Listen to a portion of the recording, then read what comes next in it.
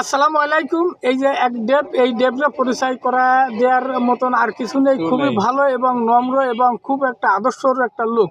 ওর মেলাগুলো আদর্শ আছে এবং শিক্ষিত এবং কলেজে রানিং পড়তেছে। এখন এরা প্রশ্ন করা হবে, এই দেশেরটা তো মেলা করে হেরফের করে ফেলে, যে এইবার বলা হবে ভাইরির রাষ্ট্র। ভারতের আমাগো পাশের রাষ্ট্র ভারত। এই ভারত তো চেনো, বাংলা ভারতের ইন্দিরা গান্ধীরে তো চেনতো, নামও শুনিছো, বই পুস্তকও পাইছো। হ্যাঁ পাইছো। এখন এই বলতে হবে তার ফিসা কি কর্মের লোক ছিল, কি ফিসা তার ছিল, এই জিনিসটা তোমার সঠিক বলতে হবে।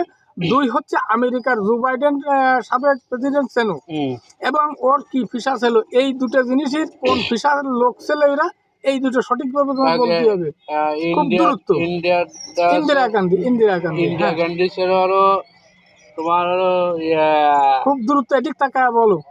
হ্যাঁ, খুব ব্যস্ত। বিজ্ঞানী। বৈজ্ঞানিক উত্তর তোমার একদম সঠিক, ওই নেই।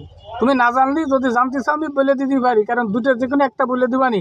আর আমেরিকার জো বাইডেনের ফিসা কি ছিল, সে প্রেসিডেন্ট ছিল, কিন্তু প্রেসিডেন্টের আগে কি কর্মকর্তা এবং কোন ফিসায় যুক্ত ছিল?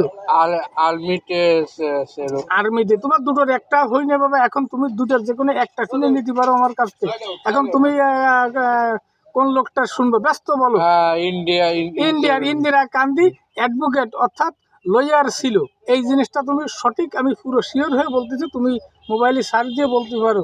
কথাটা বুঝতে হবে, রাগ করা যাবে না। আল্লাহ হাফেজ।